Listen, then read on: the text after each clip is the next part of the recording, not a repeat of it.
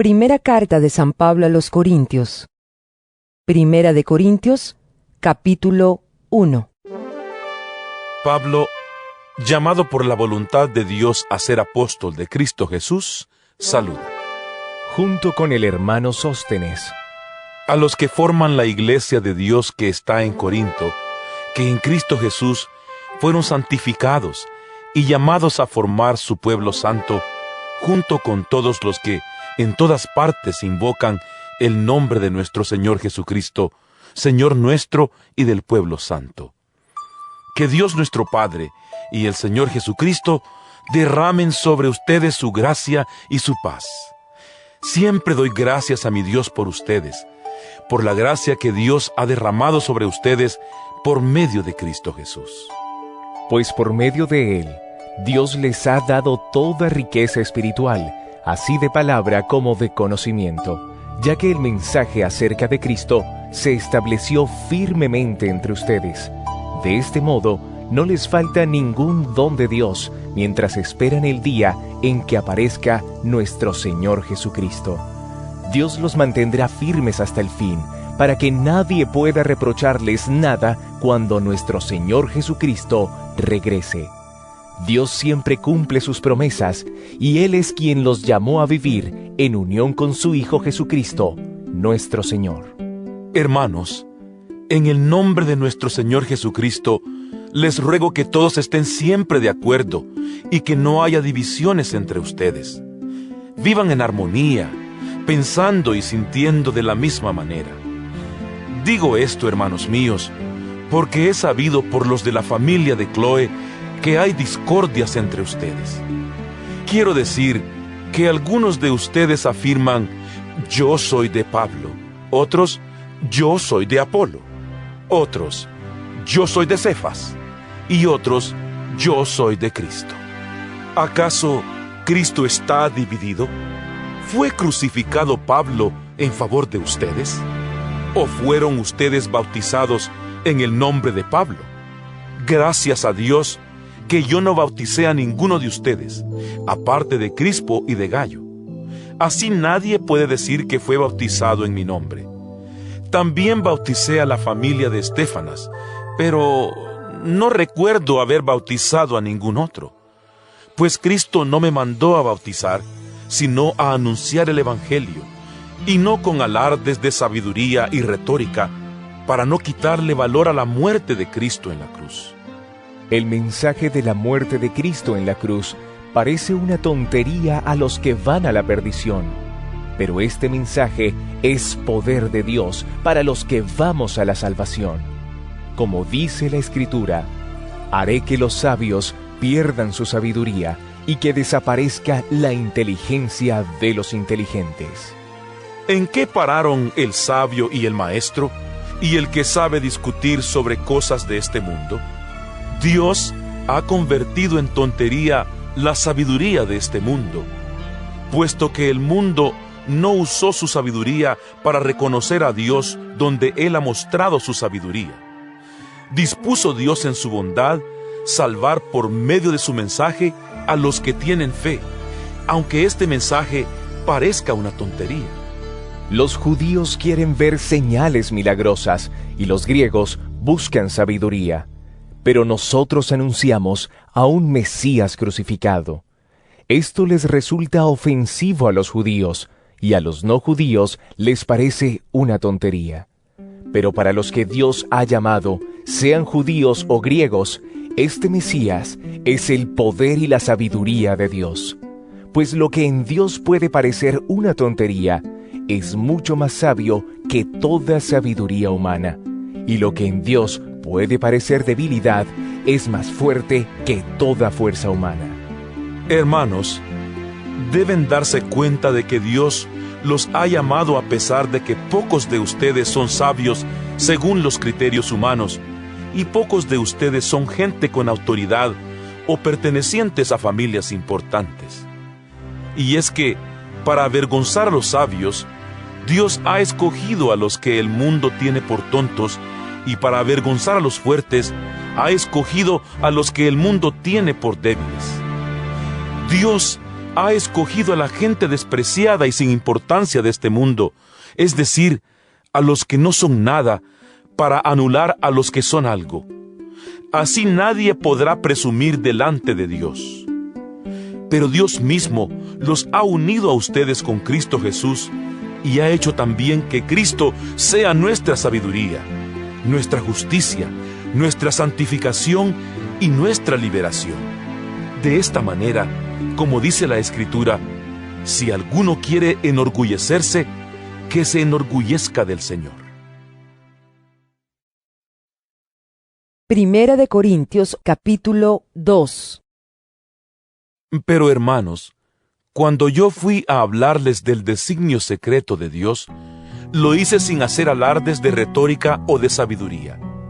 Y estando entre ustedes, no quise saber de otra cosa sino de Jesucristo, y más estrictamente, de Jesucristo crucificado.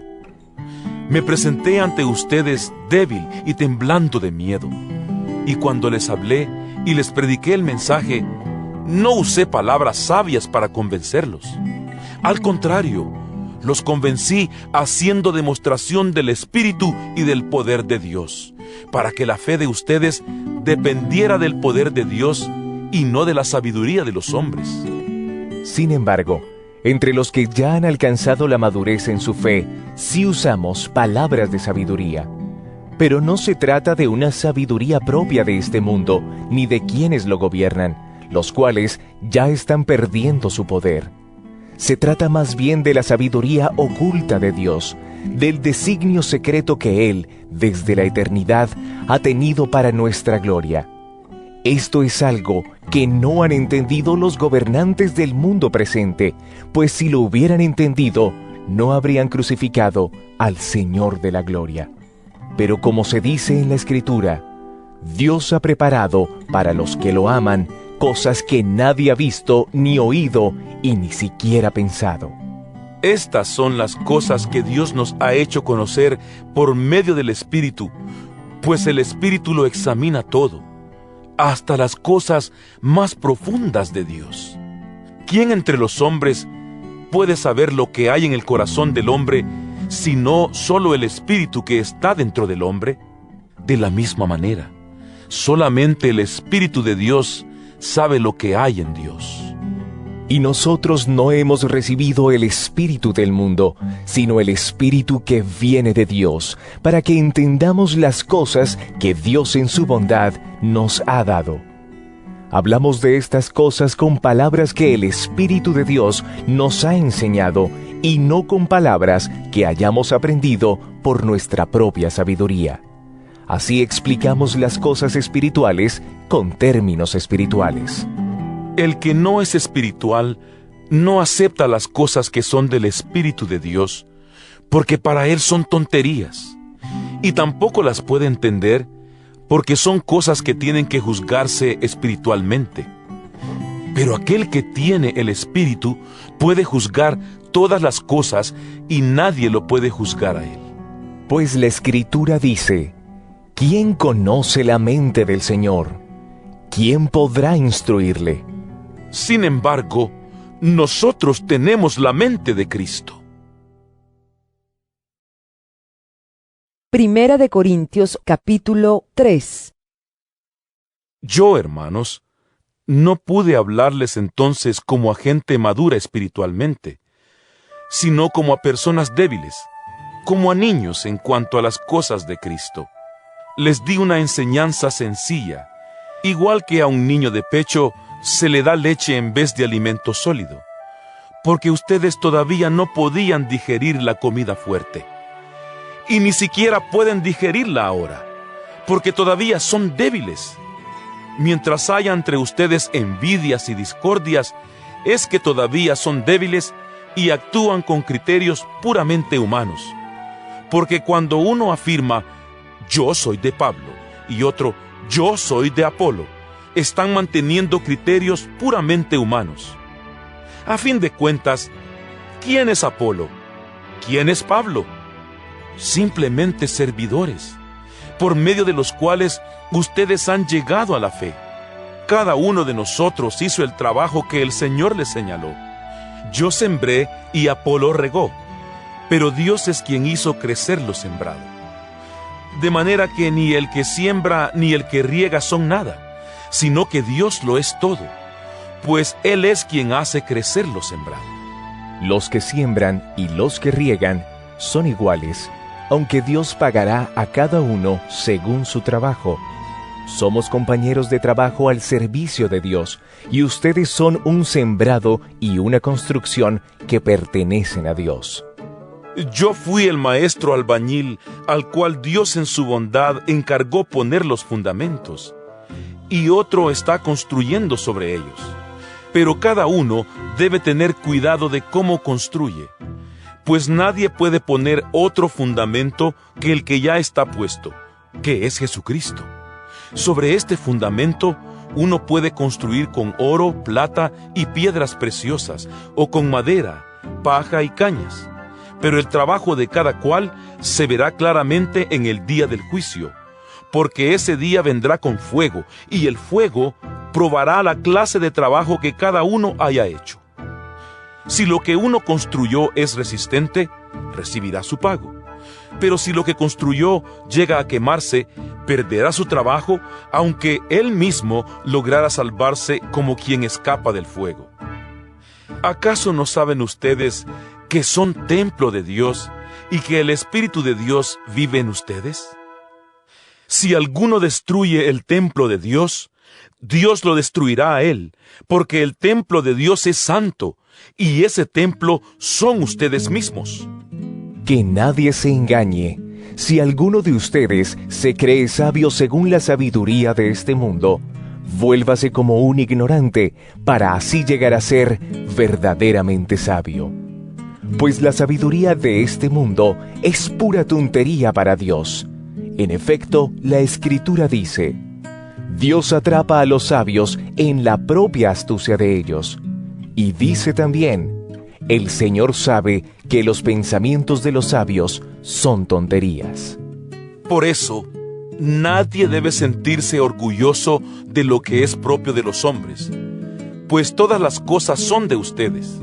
Pablo, Apolo, Cefas, el mundo, la vida, la muerte, el presente y el futuro, todo es de ustedes. Y ustedes son de Cristo, y Cristo es de Dios. Primera de Corintios, capítulo 4.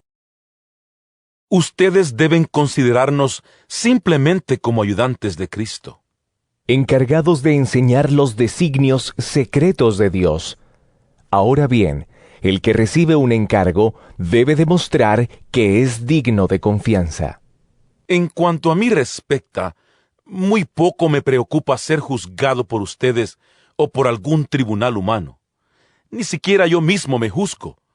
Sin embargo, el que mi conciencia no me acuse de nada no significa que yo por esto sea inocente, pues el que me juzga es el Señor.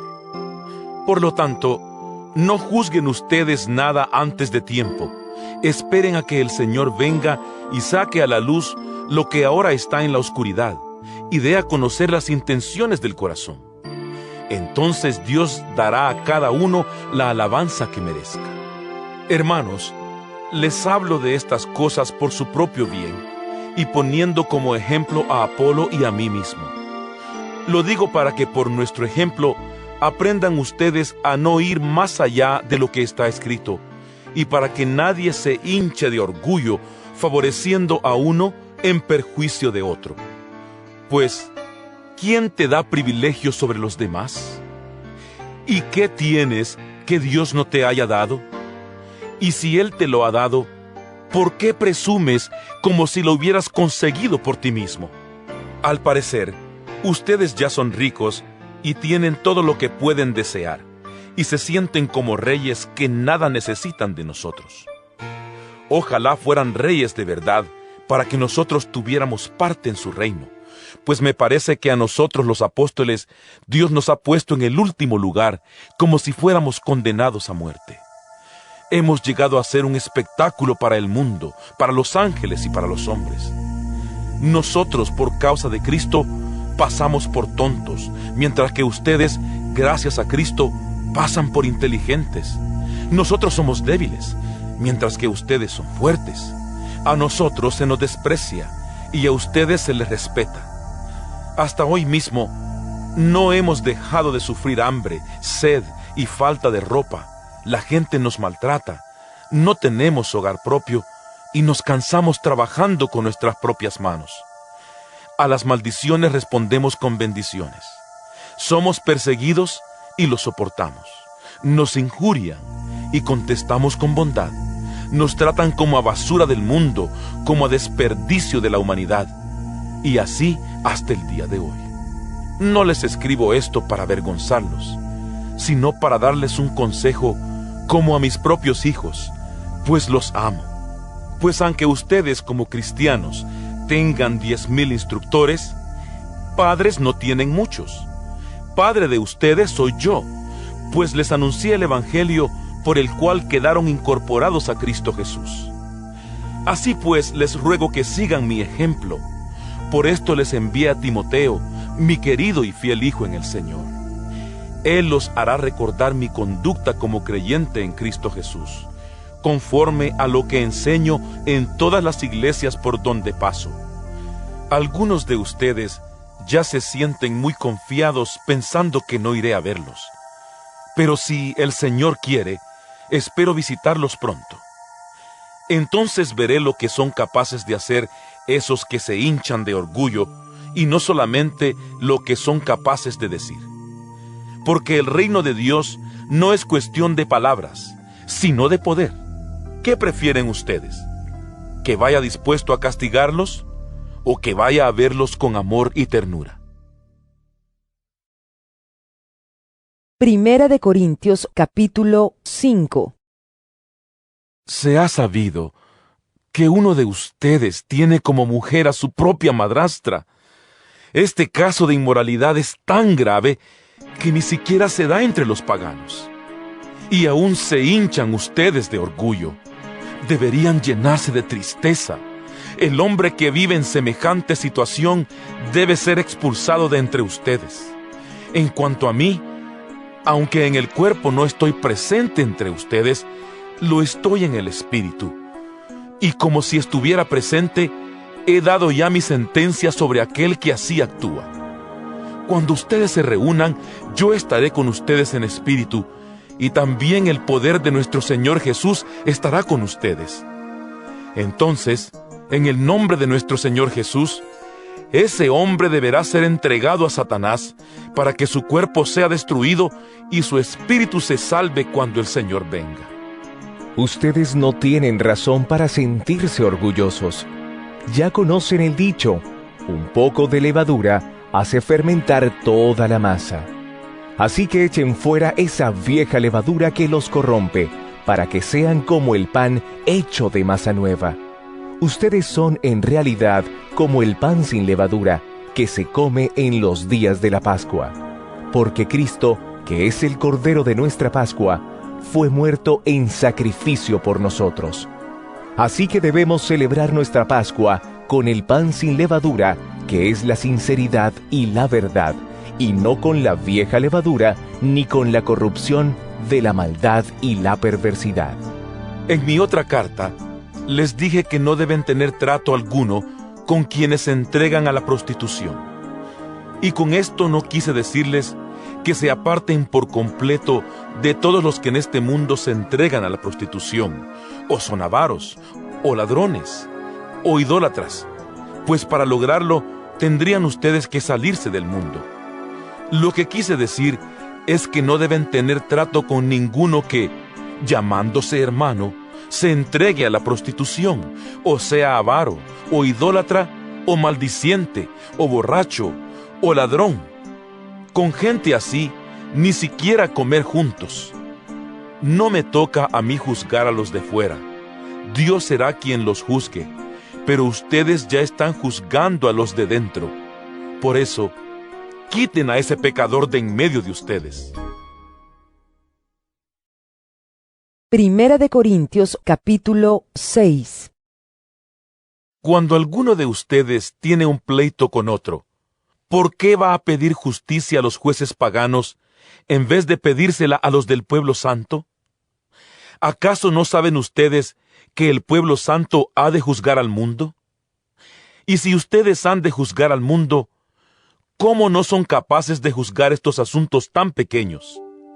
¿No saben que incluso a los ángeles habremos de juzgarlos nosotros? Pues con mayor razón los asuntos de esta vida. Así que, si ustedes tienen pleitos por asuntos de la vida diaria, ¿por qué ponen por jueces a los que nada significan para la iglesia? Digo esto para que les dé vergüenza. ¿Acaso no hay entre ustedes ninguno con capacidad suficiente para juzgar un asunto entre sus hermanos? No solo se pelean unos hermanos con otros, sino que llevan sus pleitos ante jueces paganos. Ya el simple hecho de tener pleitos entre ustedes mismos es un grave defecto. ¿Por qué no mejor soportar la injusticia? ¿Por qué no mejor dejar que les roben? Pero ustedes, al contrario, cometen injusticias y roban hasta a sus propios hermanos.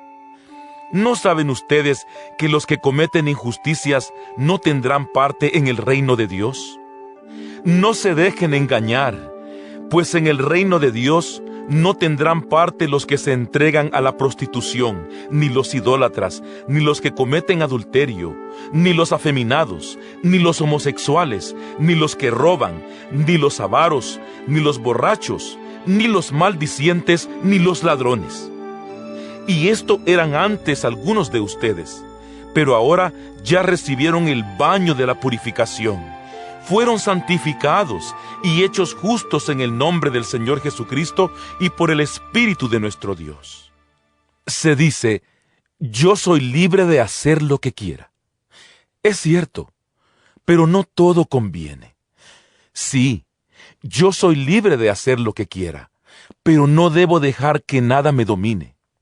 También se dice, la comida es para el estómago y el estómago para la comida. Es cierto, pero Dios va a terminar con las dos cosas. En cambio, el cuerpo no es para la prostitución, sino para el Señor, y el Señor es para el cuerpo. Y así como Dios resucitó al Señor, también nos va a resucitar a nosotros por su poder. ¿Acaso no saben ustedes que su cuerpo es parte del cuerpo de Cristo? ¿Y habré de tomar yo esa parte del cuerpo de Cristo y hacerla parte del cuerpo de una prostituta? ¡Claro que no! ¿No saben ustedes que cuando un hombre se une con una prostituta, se hacen los dos un solo cuerpo?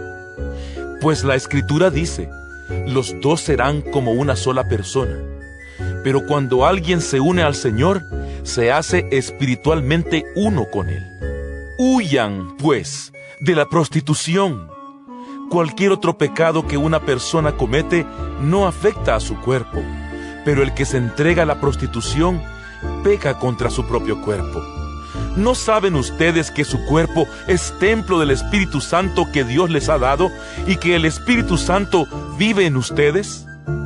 Ustedes no son sus propios dueños, porque Dios los ha comprado. Por eso deben honrar a Dios en el cuerpo. Primera de Corintios, capítulo 7. Ahora paso a contestar las preguntas que ustedes me hicieron en su carta. Sería preferible no casarse, pero por el peligro de la prostitución, cada uno debe tener su propia esposa y cada mujer su propio esposo.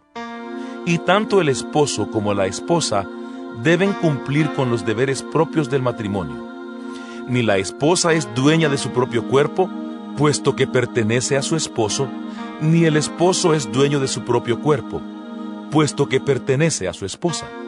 Por lo tanto, no se nieguen el uno al otro, a no ser que se pongan de acuerdo en no juntarse por algún tiempo para dedicarse a la oración. Después deberán volver a juntarse, no sea que, por no poder dominarse, Satanás los haga pecar. Todo esto lo digo más como concesión que como mandamiento. Personalmente, quisiera que todos fueran como yo. Pero Dios ha dado a cada uno diferentes dones, a unos de una clase y a otros de otra. A los solteros y a las viudas les digo que es preferible quedarse sin casar como yo. Pero si no pueden controlar su naturaleza, que se casen, pues más vale casarse que consumirse de pasión. Pero a los que ya están casados, les doy este mandato, que no es mío sino del Señor, que la esposa no se separe de su esposo.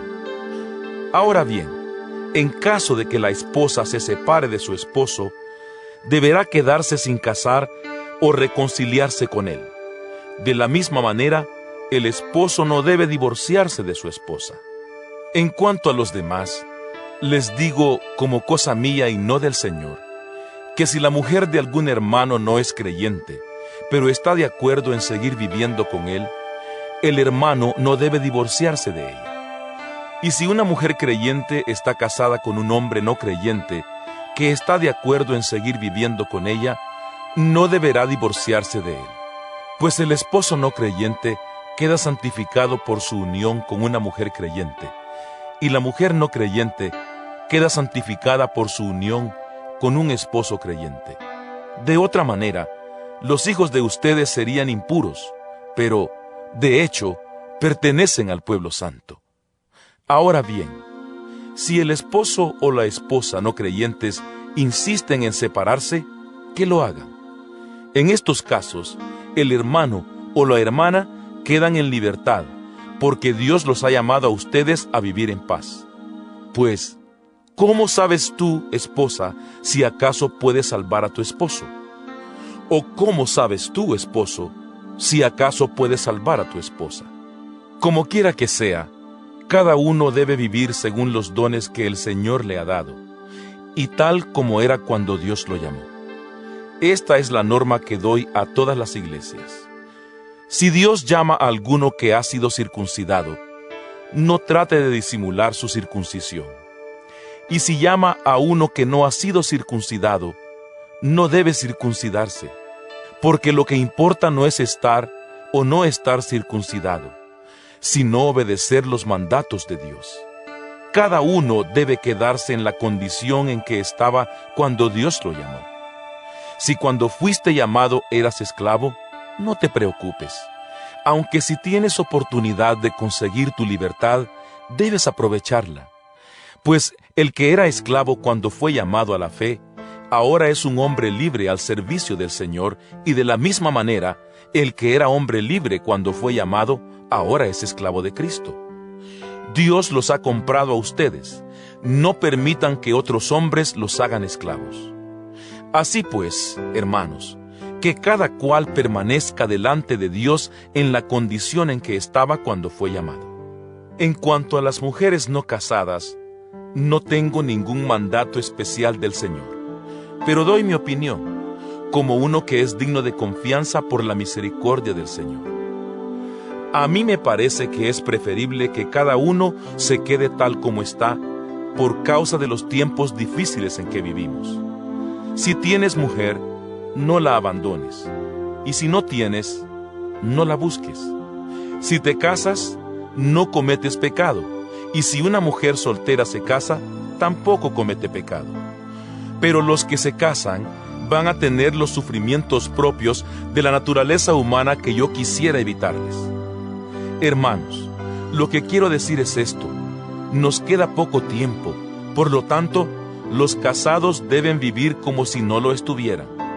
Los que están de luto deben portarse como si estuvieran de fiesta, y los que están de fiesta deben portarse como si estuvieran de luto.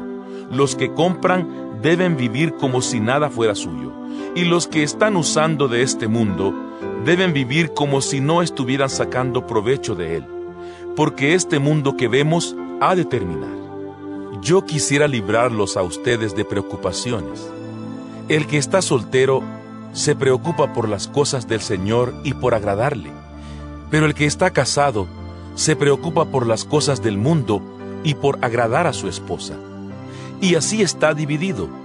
Igualmente la mujer que ya no tiene esposo y la joven soltera se preocupan por las cosas del Señor, por ser santas tanto en el cuerpo como en el espíritu.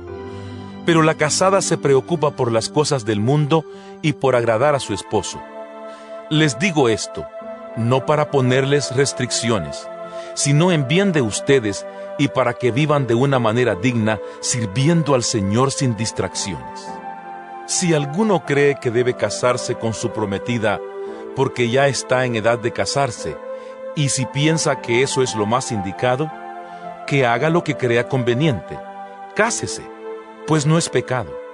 Y si otro, sin sentirse obligado y con toda libertad para actuar como quiera, se hace en su corazón el propósito firme de no casarse, hará bien. Así que, si se casa con su prometida, hace bien, pero si no se casa, hace mejor. La mujer casada está ligada a su esposo mientras éste vive, pero si el esposo muere, ella queda libre para casarse con quien quiera, con tal de que sea un creyente. Aunque creo que será más feliz si no vuelve a casarse. Esta es mi opinión, y creo que yo también tengo el Espíritu de Dios. Primera de Corintios, capítulo 8. Ahora paso al asunto de los alimentos ofrecidos en sacrificio a los ídolos. Es verdad lo que se dice, que todos tenemos el conocimiento de la verdad, pero el conocimiento hincha de orgullo, en tanto que el amor edifica la comunidad. Si alguien cree que conoce algo, todavía no lo conoce como lo debe conocer. Pero si alguien ama a Dios, Dios lo conoce a él. En cuanto a esto de comer alimentos ofrecidos en sacrificio a los ídolos, bien sabemos que un ídolo no tiene valor alguno en el mundo y que solamente hay un Dios. Pues aunque en el cielo y en la tierra existan esos llamados dioses, y en este sentido hay muchos dioses y muchos señores, para nosotros no hay más que un solo Dios, el Padre, en quien todo tiene su origen y para quien nosotros existimos. Y hay también un solo Señor, Jesucristo, por quien todas las cosas existen, incluso nosotros mismos. Pero no todos conocen la verdad. Algunos que estaban acostumbrados a adorar ídolos, todavía comen de esos alimentos pensando que fueron ofrecidos a los dioses, y su conciencia, que es débil, los hace sentirse contaminados por el ídolo. Claro que el que Dios nos acepte no depende de lo que comamos, pues no vamos a ser mejores por comer, ni peores por no comer. Pero eviten que esa libertad que ustedes tienen haga caer en pecado a los que son débiles en su fe. Porque si tú, que sabes estas cosas, te sientas a comer en un lugar dedicado a los ídolos y algún hermano débil te ve, puede suceder que él se anime a comer de esa ofrenda hecha a un ídolo. Y así tú, por tu conocimiento, haces que se pierda tu hermano débil, por quien Cristo también murió. Al ofender la conciencia de los hermanos débiles en la fe, ofenden ustedes a Cristo mismo. Por eso, si por causa de mi comida hago caer en pecado a mi hermano, no debo comer carne nunca, para no ponerlo en peligro de pecar. Primera de Corintios, capítulo 9. No me negarán ustedes que yo tengo la libertad y los derechos de un apóstol, pues he visto a Jesús nuestro Señor, y ustedes mismos son el resultado de mi trabajo en la obra del Señor. Puede ser que para otros yo no sea apóstol, pero para ustedes sí lo soy, porque el hecho de que ustedes estén incorporados al Señor prueba que en verdad lo soy. Esta es mi respuesta a los que me critican. Tenemos todo el derecho de recibir comida y bebida, y también de llevar con nosotros una esposa cristiana, como hacen los otros apóstoles y los hermanos del Señor y Cefas. ¿O acaso Bernabé y yo somos los únicos que no tenemos derecho a que la comunidad nos mantenga? ¿Quién sirve como soldado pagándose sus propios gastos? ¿Quién cultiva un viñedo y no come de sus uvas? ¿Quién cuida las ovejas y no toma de la leche que ordeña? Y no vayan a creer que esta es solo una opinión humana, porque la ley de Moisés también lo dice. Pues está escrito en el libro de la ley: no le pongas bozal al buey que trilla. Y esto no significa que Dios se preocupe de los bueyes, sino que se preocupa de nosotros. Porque la ley se escribió por causa nuestra, pues tanto el que ara la tierra como el que trilla el grano deben hacerlo con la esperanza de recibir su parte de la cosecha. Así que, si nosotros hemos sembrado en ustedes una semilla espiritual, no es mucho pedir que cosechemos de ustedes algo de lo material. Si otros tienen este derecho sobre ustedes, con mayor razón nosotros.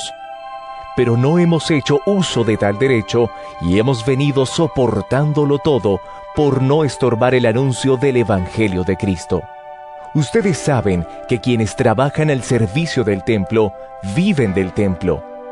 Es decir, que quienes atienden el altar donde se ofrecen los sacrificios comen de la carne de los animales que allí se sacrifican.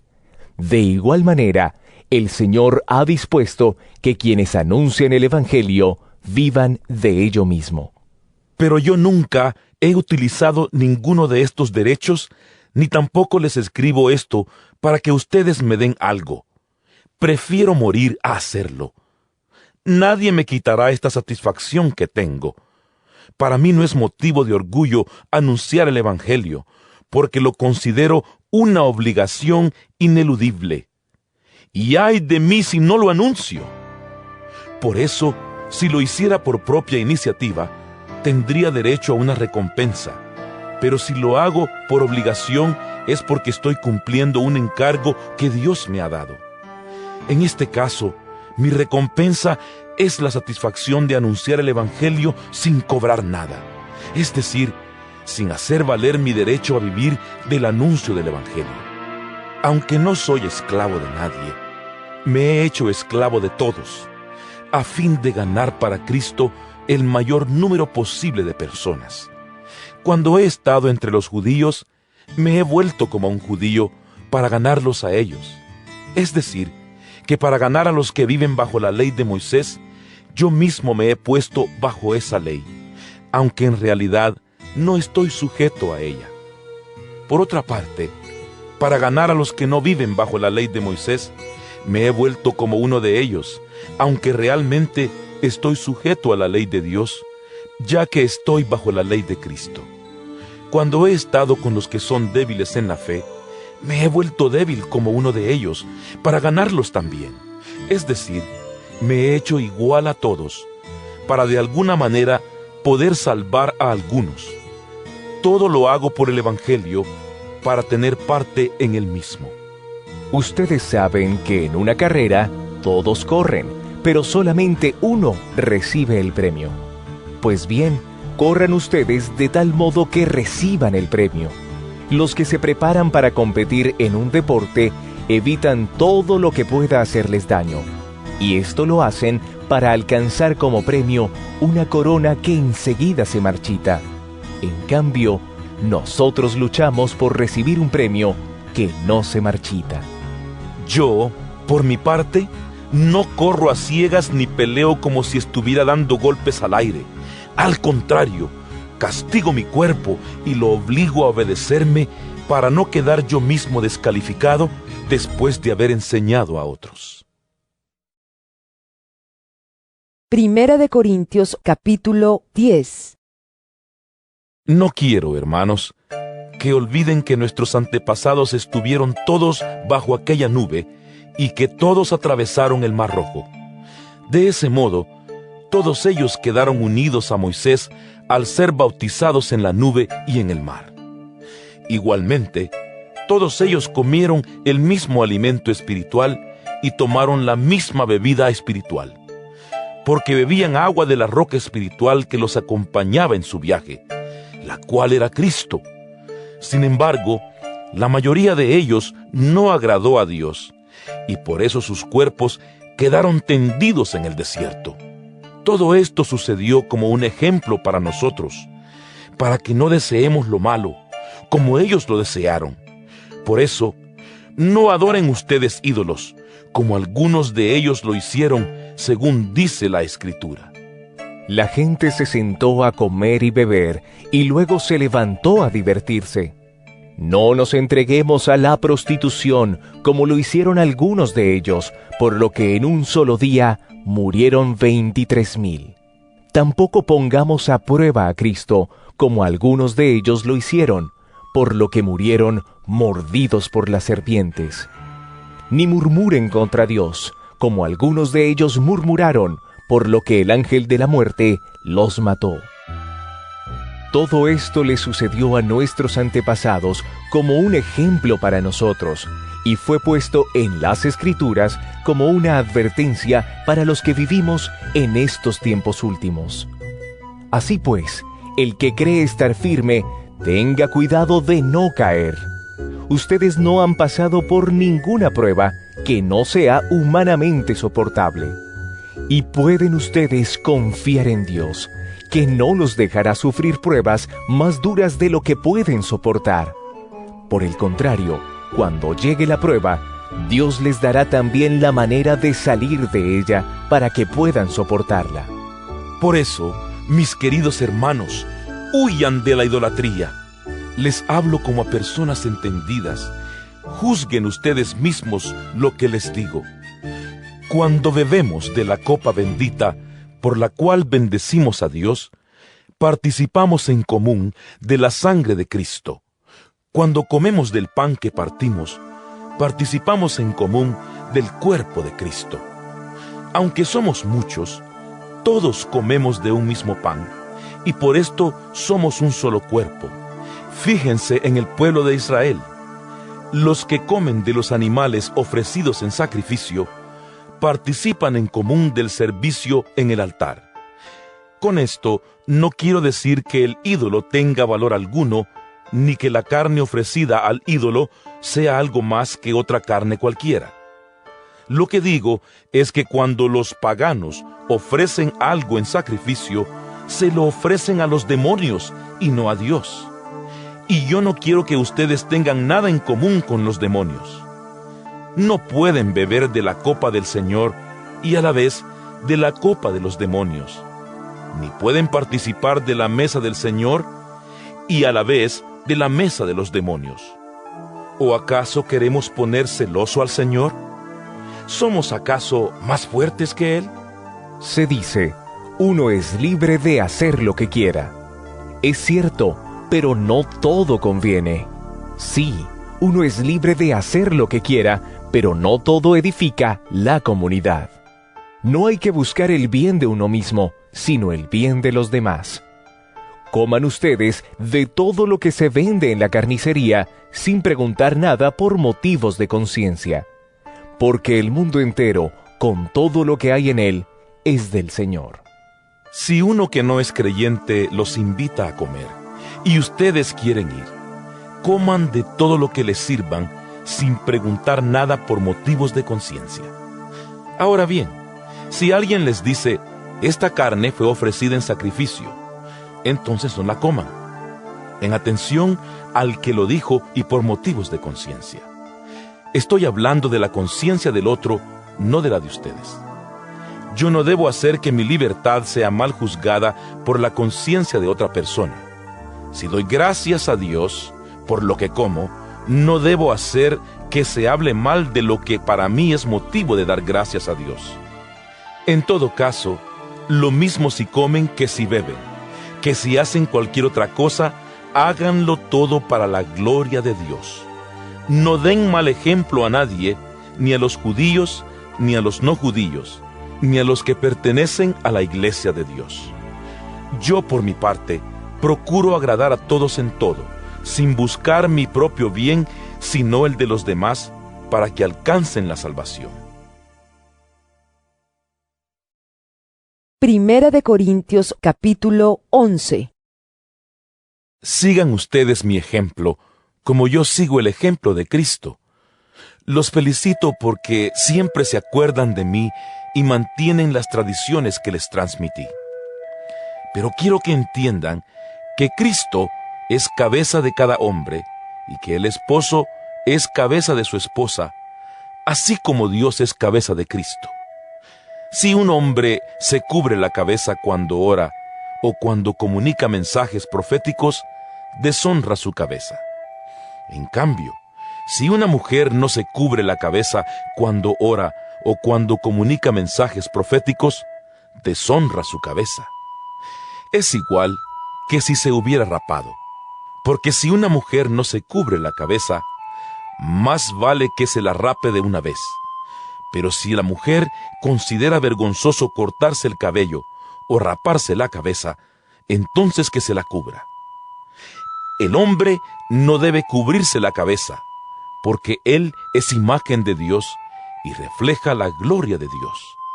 Pero la mujer refleja la gloria del hombre, pues el hombre no fue sacado de la mujer, sino la mujer del hombre. Y el hombre no fue creado por causa de la mujer, sino la mujer por causa del hombre. Precisamente por esto, y por causa de los ángeles, la mujer debe llevar sobre la cabeza una señal de autoridad. Sin embargo, en la vida cristiana, ni el hombre existe sin la mujer, ni la mujer sin el hombre. Pues aunque es verdad que la mujer fue formada del hombre, también es cierto que el hombre nace de la mujer, y todo tiene su origen en Dios. Ustedes mismos juzguen si está bien que la mujer ore a Dios sin cubrirse la cabeza. La naturaleza misma nos enseña que es una vergüenza que el hombre se deje crecer el cabello. En cambio, es una honra para la mujer dejárselo crecer, porque a ella se le ha dado el cabello largo para que le cubra la cabeza. En todo caso, si alguno quiere discutir este asunto, debe saber que ni nosotros ni las iglesias de Dios conocemos otra costumbre. Al escribirles lo que sigue, no puedo felicitarlos, pues parece que sus reuniones les hacen daño en vez de hacerles bien. En primer lugar, se me ha dicho que cuando la comunidad se reúne, hay divisiones entre ustedes, y en parte creo que esto es verdad. No cabe duda de que ustedes tienen que dividirse en partidos, para que se conozca el valor de cada uno. El resultado de esas divisiones es que la cena que ustedes toman en sus reuniones ya no es realmente la cena del Señor. Porque a la hora de comer, cada uno se adelanta a tomar su propia cena, y mientras unos se quedan con hambre, otros hasta se emborrachan. ¿No tienen ustedes casas donde comer y beber? ¿Por qué menosprecian la iglesia de Dios y ponen en vergüenza a los que no tienen nada? ¿Qué les voy a decir? ¿Que los felicito? No en cuanto a esto. Porque yo recibí esta tradición dejada por el Señor, y que yo a mi vez les transmití. Que la misma noche que el Señor Jesús fue traicionado, tomó en sus manos pan, y después de dar gracias a Dios, lo partió y dijo: «Esto es mi cuerpo, que muere en favor de ustedes. Hagan esto en memoria de mí». Así también, después de la cena, tomó en sus manos la copa y dijo: «Esta copa es la nueva alianza confirmada con mi sangre. Cada vez que beban, háganlo en memoria de mí. De manera que, hasta que venga el Señor, ustedes proclaman su muerte cada vez que comen de este pan y beben de esta copa. Así pues, cualquiera que come del pan o bebe de la copa del Señor de manera indigna, comete un pecado contra el cuerpo y la sangre del Señor. Por tanto, cada uno debe examinar su propia conciencia antes de comer del pan y beber de la copa. Porque si come y bebe sin fijarse en que se trata del cuerpo del Señor, para su propio castigo come y bebe. Por eso, muchos de ustedes están enfermos y débiles, y también algunos han muerto. Si nos examináramos bien a nosotros mismos, el Señor no tendría que castigarnos, aunque si el Señor nos castiga, es para que aprendamos y no seamos condenados con los que son del mundo. Así que, hermanos míos, cuando se reúnan para comer, espérense unos a otros. Y si alguno tiene hambre, que coma en su propia casa, para que Dios no tenga que castigarlos por esa clase de reuniones. Los otros asuntos los arreglaré cuando vaya a verlos. Primera de Corintios capítulo 12. Hermanos, quiero que ustedes sepan algo respecto a los dones espirituales. Ustedes saben que cuando todavía no eran creyentes, se dejaban arrastrar ciegamente tras los ídolos mudos. Por eso, ahora quiero que sepan que nadie puede decir, «Maldito sea Jesús», si está hablando por el poder del Espíritu de Dios. Y tampoco puede decir nadie, «Jesús es Señor», si no está hablando por el poder del Espíritu Santo. Hay en la iglesia diferentes dones, pero el que los concede es un mismo Espíritu. Hay diferentes maneras de servir, pero todas por encargo de un mismo Señor. Y hay diferentes manifestaciones de poder, pero es un mismo Dios, que con su poder lo hace todo en todos. Dios da a cada uno alguna prueba de la presencia del Espíritu, para provecho de todos. Por medio del Espíritu, a unos les concede que hablen con sabiduría, y a otros, por el mismo Espíritu, les concede que hablen con profundo conocimiento. Unos reciben fe por medio del mismo Espíritu, y otros reciben el don de curar enfermos. Unos reciben poder para hacer milagros, y otros tienen el don de profecía. A unos, Dios les da la capacidad de distinguir entre los espíritus falsos y el espíritu verdadero, y a otros la capacidad de hablar en lenguas, y todavía a otros les da la capacidad de interpretar lo que se ha dicho en esas lenguas. Pero todas estas cosas las hace con su poder el único y mismo Espíritu, dando a cada persona lo que a él mejor le parece. El cuerpo humano, aunque está formado por muchos miembros, es un solo cuerpo. Así también Cristo. Y de la misma manera, todos nosotros, judíos o no judíos, esclavos o libres, fuimos bautizados para formar un solo cuerpo por medio de un solo Espíritu. Y a todos se nos dio a beber de ese mismo Espíritu. Un cuerpo no se compone de un solo miembro, sino de muchos.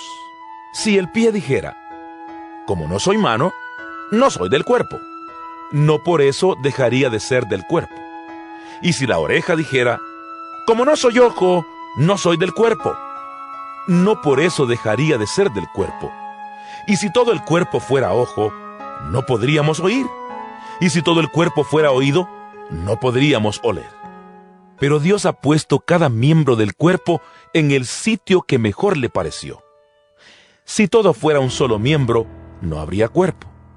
Lo cierto es que, aunque son muchos los miembros, el cuerpo solo es uno. El ojo no puede decirle a la mano, no te necesito. Ni la cabeza puede decirles a los pies, no los necesito. Al contrario, los miembros del cuerpo que parecen más débiles son los que más se necesitan. Y los miembros del cuerpo que menos estimamos son los que vestimos con más cuidado. Y los miembros que consideramos menos presentables son los que tratamos con más modestia. Lo cual no es necesario hacer con los miembros más presentables.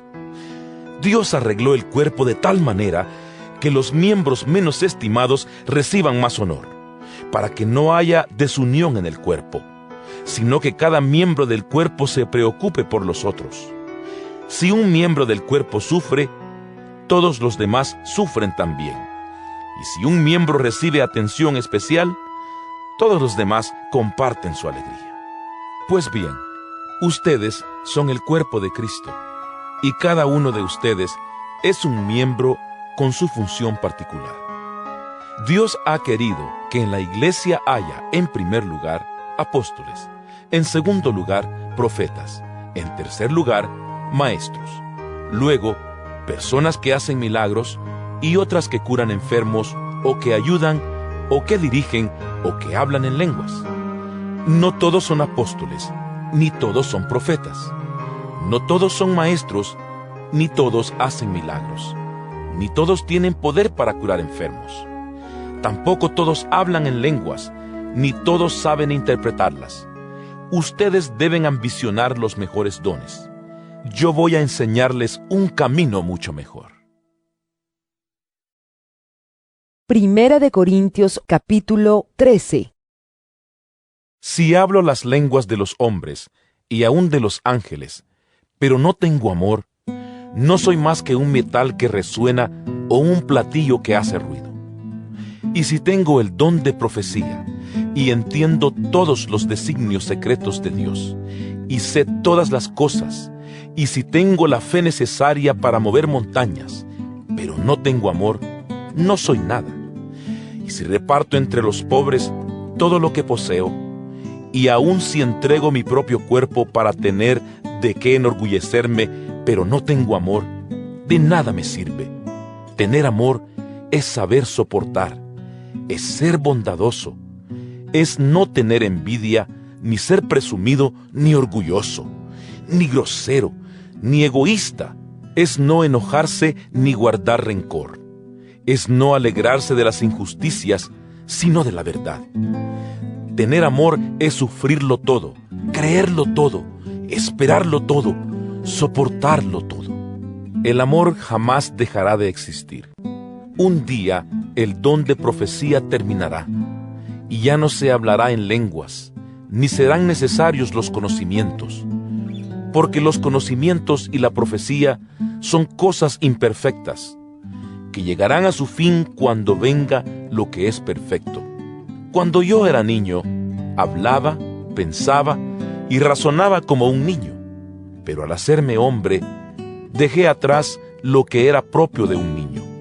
Ahora vemos de manera indirecta, como en un espejo y borrosamente, pero un día veremos cara a cara. Mi conocimiento es ahora imperfecto, pero un día conoceré a Dios como Él me ha conocido siempre a mí.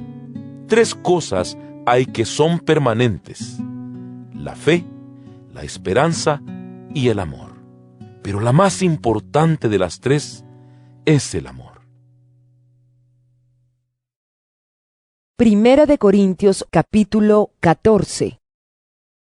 Procuren, pues, tener amor, y al mismo tiempo aspiren a que Dios les dé dones espirituales, especialmente el de profecía. Aquel que habla en lenguas extrañas, habla a Dios y no a seres humanos, pues nadie lo entiende. En su espíritu dice cosas secretas, pero nadie las entiende. En cambio, el que comunica mensajes proféticos lo hace para edificación de la comunidad y la anima y consuela. El que habla en una lengua extraña lo hace para su propio bien, pero el que comunica mensajes proféticos edifica a la iglesia. Yo quisiera que todos ustedes hablaran en lenguas extrañas, pero preferiría que comunicaran mensajes proféticos.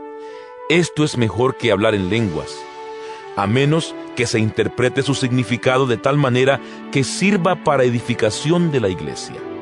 Por ejemplo, hermanos, no les servirá de nada que yo los visite y les hable en lenguas extrañas, en vez de hablarles de lo que Dios nos manifiesta o del conocimiento de la verdad, o en vez de comunicarles algún mensaje profético o alguna enseñanza. Si los instrumentos musicales como la flauta o el arpa no tuvieran diferente sonido, no podría distinguirse qué música produce cada uno. Y si en la guerra la trompeta no diera sus toques con claridad, nadie se prepararía para la batalla. Lo mismo sucede con ustedes. Si no usan su lengua para pronunciar palabras que se puedan entender, ¿cómo va a saberse lo que están diciendo? Le estarán hablando al aire. Sin duda hay muchos idiomas en el mundo, y todos se valen del sonido. Pero si yo no conozco el significado de los sonidos, seré un extranjero para el que me habla, y él será un extranjero para mí. Por eso, ya que ustedes ambicionan poseer dones espirituales, procuren tener en abundancia aquellos que ayudan a la edificación de la iglesia. Por lo tanto, el que habla en lengua extraña, pídale a Dios que le conceda el poder de interpretarla. Pues si yo oro en una lengua extraña, es verdad que estoy orando con mi espíritu, pero mi entendimiento permanece estéril. ¿Qué debo hacer entonces? Pues debo orar con el espíritu, pero también con el entendimiento. Debo cantar con el espíritu, pero también con el entendimiento. Porque si tú alabas a Dios solamente con el espíritu, y una persona común y corriente te escucha, no podrá unirse a ti en tu acción de gracias, pues no entenderá lo que dices. Tu acción de gracias podrá ser muy buena, pero no será útil para el otro. Doy gracias a Dios porque hablo en lenguas extrañas más que todos ustedes. Pero en la iglesia prefiero decir 5 palabras que se entiendan para enseñar así a otros que decir 10,000 palabras en lengua extraña. Hermanos, no piensen ustedes como niños. Sean como niños para lo malo, pero sean adultos en su modo de pensar. En la Escritura se dice: hablaré a esta nación en lenguas extrañas y por boca de extranjeros, pero ni aun así me harán caso, dice el Señor. Así que el hablar en lenguas es una señal para los que no son creyentes, no para los que tienen fe. Pero el comunicar mensajes proféticos es una señal para los que tienen fe, no para los que no son creyentes. Porque cuando la iglesia se encuentra reunida, si todos están hablando en lenguas y entra una persona común y corriente o un no creyente, creerá que ustedes se han vuelto locos. En cambio, si todos comunican mensajes proféticos y entra un no creyente o una persona común y corriente, él mismo quedará convencido y se examinará al oír lo que todos están diciendo. Así quedará al descubierto lo más profundo de su corazón y adorará de rodillas a Dios y reconocerá que Dios está verdaderamente entre ustedes. En resumen, hermanos, cuando ustedes se reúnan, unos pueden cantar salmos, otros pueden enseñar o comunicar lo que Dios les haya revelado, o hablar en lenguas extrañas o interpretarlas, pero que todo sea para edificación mutua. Y cuando se hable en lenguas extrañas, que lo hagan 2 personas o 3 cuando más, y por turno. Además, alguien debe interpretar esas lenguas. Pero si no hay nadie que pueda interpretarlas, que éstos no hablen en lenguas delante de toda la comunidad, sino en privado y para Dios. Igualmente, si hay profetas, que hablen 2 o 3, y que los otros examinen lo que se haya dicho. Pero si Dios le revela algo a otra persona que está allí sentada, entonces el primero debe dejar de hablar. De esta manera todos, cada uno en su turno correspondiente, podrán comunicar mensajes proféticos para que todos aprendan y se animen. El don de profecía debe estar bajo el control del profeta, porque Dios es Dios de paz y no de confusión.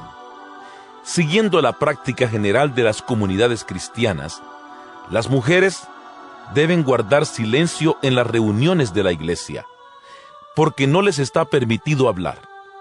Deben estar sometidas a sus esposos como manda la ley.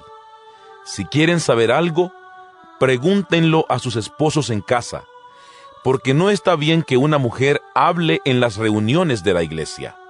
Tengan presente que la palabra de Dios no comenzó en ustedes, ni ustedes son los únicos que la han recibido. Si alguien se cree profeta o cree estar inspirado por el Espíritu, reconocerá que esto que les estoy escribiendo es un mandato del Señor. Y si no lo reconoce, el Señor tampoco lo reconoce a él. Así pues, hermanos míos, aspiren al don de profecía, y no prohíban que se hable en lenguas, pero háganlo todo decentemente y con orden. Primera de Corintios capítulo 15. Ahora, hermanos, quiero que se acuerden del evangelio que les he predicado. Este es el evangelio que ustedes aceptaron y en el cual están firmes.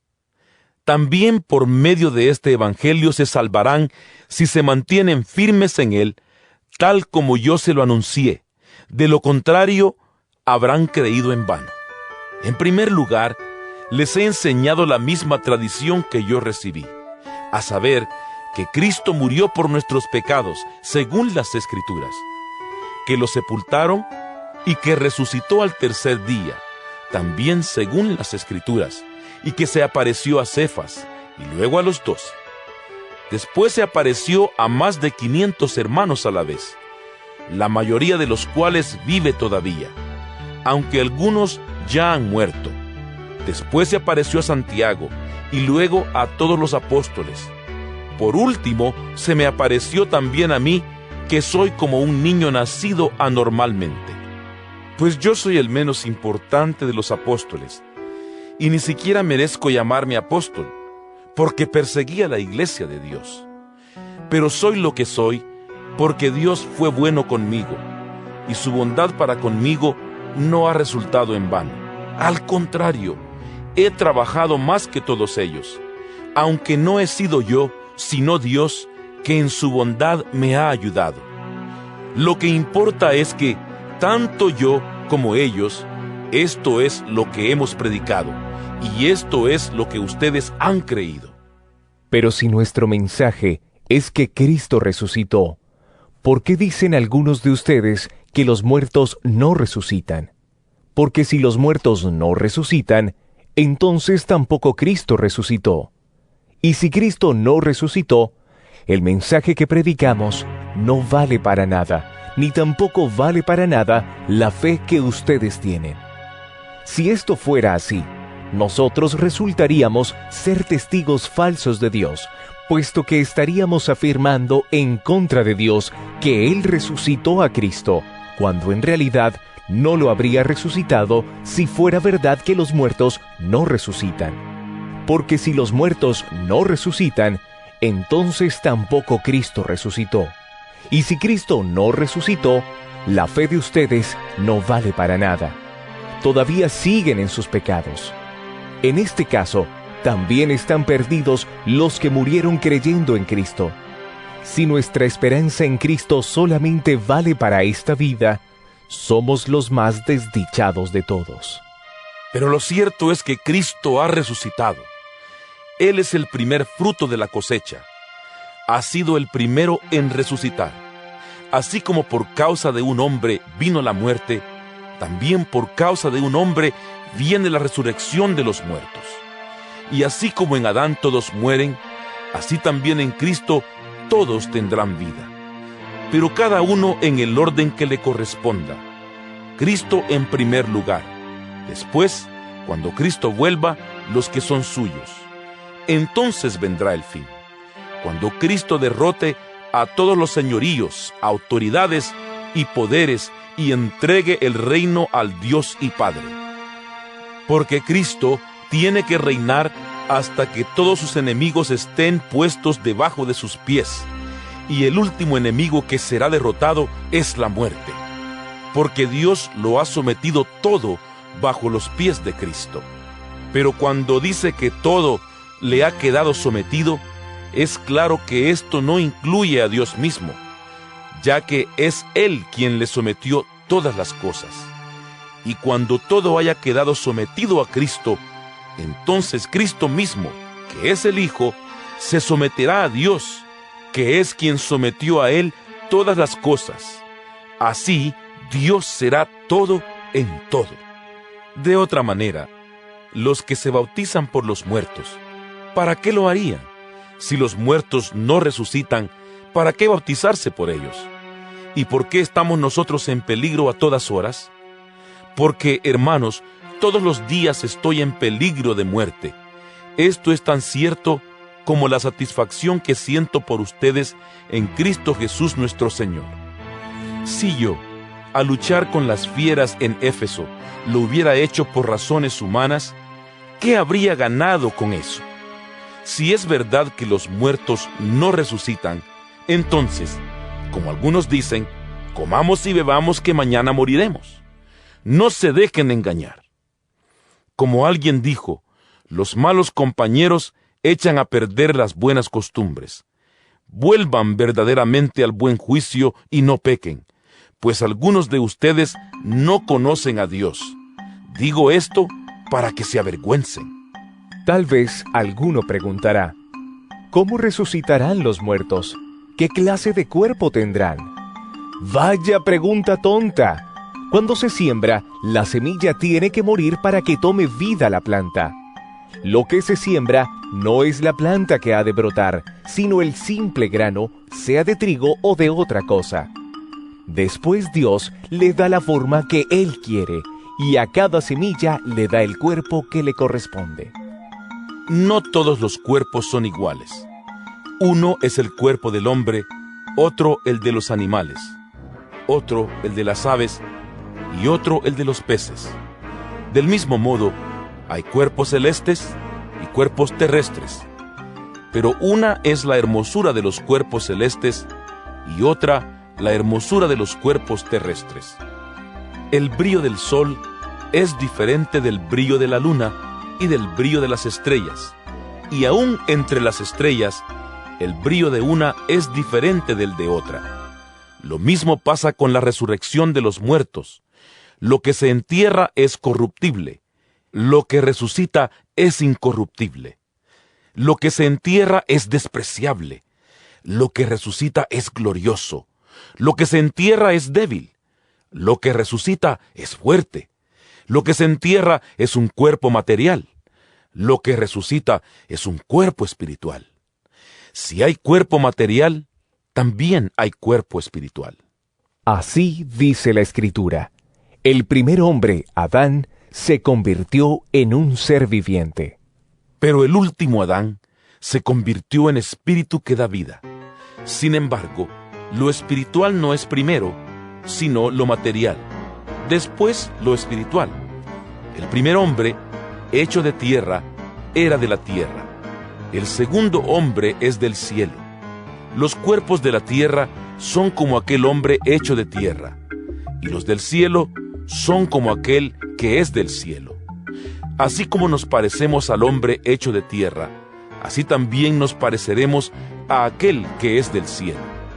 Quiero decirles, hermanos, que lo puramente material no puede tener parte en el reino de Dios, y que lo corruptible no puede tener parte en lo incorruptible. Pero quiero que conozcan el designio secreto de Dios.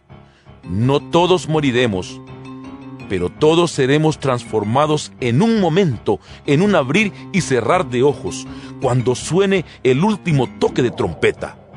Porque sonará la trompeta, y los muertos serán resucitados para no volver a morir, y nosotros seremos transformados. Pues nuestra naturaleza corruptible se revestirá de lo incorruptible, y nuestro cuerpo mortal se revestirá de inmortalidad. Y cuando nuestra naturaleza corruptible se haya revestido de lo incorruptible, y cuando nuestro cuerpo mortal se haya revestido de inmortalidad, se cumplirá lo que dice la Escritura: la muerte ha sido devorada por la victoria. ¿Dónde está, oh muerte, tu victoria? ¿Dónde está, oh muerte, tu aguijón? El aguijón de la muerte es el pecado, y el pecado ejerce su poder por la ley. Pero gracias a Dios que nos da la victoria por medio de nuestro Señor Jesucristo. Por lo tanto, mis queridos hermanos, sigan firmes y constantes, trabajando siempre más y más en la obra del Señor, porque ustedes saben que no es en vano el trabajo que hacen en unión con el Señor. Primera de Corintios, capítulo 16. En cuanto a la colecta para los del pueblo santo, háganla según las instrucciones que di a las iglesias en la provincia de Galacia. Los domingos, cada uno de ustedes debe apartar algo, según lo que haya ganado, y guardarlo para que cuando yo llegue no se tengan que hacer colectas. Y cuando yo llegue, mandaré a Jerusalén a las personas que ustedes escojan, dándoles cartas para llevar la colecta hecha por ustedes. Y si es conveniente que yo también vaya, ellos irán conmigo. En mi viaje, tengo que pasar por la región de Macedonia, y después de Macedonia llegaré a Corinto. Puede ser que me quede con ustedes algún tiempo, o que tal vez pase ahí todo el invierno. Entonces ustedes podrán ayudarme en mi viaje a donde tenga que ir después. No quiero verlos ahora solamente de paso, sino que espero estar algún tiempo con ustedes si el Señor lo permite. Pero me quedaré en Éfeso hasta el día de Pentecostés, porque las puertas se me han abierto de par en par para el trabajo, a pesar de que muchos están en contra mía. Si llega Timoteo, procuren que se sienta a gusto entre ustedes, pues trabaja en la obra del Señor lo mismo que yo. Así que ninguno de ustedes lo desprecie, sino, al contrario, ayúdenlo a seguir su viaje en paz para que venga a verme, porque lo estoy esperando junto con los otros hermanos. En cuanto al hermano Apolo, le rogué mucho que fuera con los hermanos a visitarlos a ustedes, pero por ahora no quiso ir. Lo hará cuando tenga oportunidad. Manténganse despiertos y firmes en la fe. Tengan mucho valor y firmeza, y todo lo que hagan, háganlo con amor. Hermanos, ustedes saben que la familia de Estéfanas fue la primera que en la región de Acaya se convirtió al Evangelio, y que ellos se han dedicado a servir a los hermanos en la fe. Quiero que ustedes, a su vez, se sometan a personas como ellos y a todos los que ayudan y trabajan en esta labor. Me alegro de que hayan venido Estéfanas, Fortunato y Acaico, pues en ausencia de ustedes, ellos me han dado tranquilidad. Lo mismo que a ustedes. Tengan en cuenta a personas como ellos. Las iglesias de la provincia de Asia les mandan saludos. Áquila y Prisca y la congregación que se reúne en su casa les mandan muchos saludos en el Señor. Reciban saludos de todos los hermanos. Salúdense unos a otros con un beso santo. Yo, Pablo, les escribo a ustedes este saludo de mi puño y letra. Si alguien no ama al Señor, que caiga sobre él la maldición de Dios. Señor nuestro, ven. Que el Señor Jesús derrame su gracia sobre ustedes. Mi amor está siempre con ustedes en Cristo Jesús.